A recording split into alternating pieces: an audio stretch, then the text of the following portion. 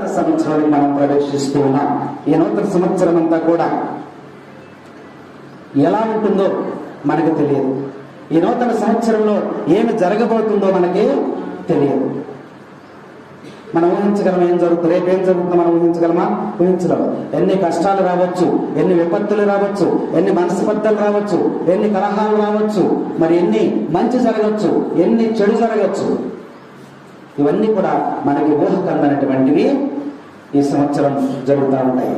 అయితే ఇవన్నీ ఈ సంవత్సరం అంతా కూడా మనకి సక్రమంగా జరగాలని మనం అనుకున్నటువంటి ఆలోచనలు, మనం ఏమైతే తలస్తున్నామో అవన్నీ కూడా దేవుడు ఈ సంవత్సరం సమకూర్చాలని ప్రతి ఒక్కరు కూడా విశ్వాసంతో ప్రార్థన చేసుకుంటూ నూతన సంవత్సరాలకు మనం వెళుతూ ఉన్నాం.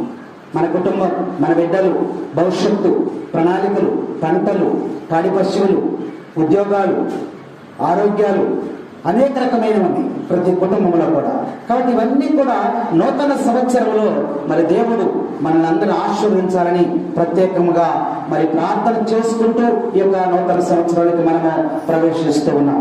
ఈ సంవత్సరం అంతా కూడా దేవుడు మనకు తోడై ఉండాలి. క్రిస్మస్ రోజు అనుకున్నాం ఇమ్మానుయేలు అనగా దేవుడు మనకి తోడై ఉండాలని వాక్యం, తోడై ఉండాలని వాక్యం మనకు చక్కగా తెలియజేస్తా ఉంది. అందుకని ఈ యొక్క నూతన సంవత్సరంలోనికి మనము అనేకమైన ఆశలతో, అనేకమైనటువంటి ఆలోచనలతో, అనేక రకాలైనటువంటి మరి అభిప్రాయాలతో మనము నూతన సంవత్సరంలో ప్రవేశిస్తూ ఉన్నాం.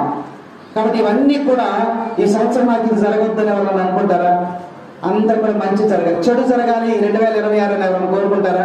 కోరుకోరు. అందరూ కూడా మంచి జరగాలి అనేటువంటిది.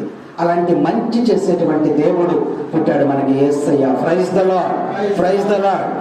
యేసయ్య నామముతో మనము కొత్త సంవత్సరంలోనికి అడుగు పెడుతూ ఉన్నాం. ఎవరి నామముతో? యేసయ్య నామముతో.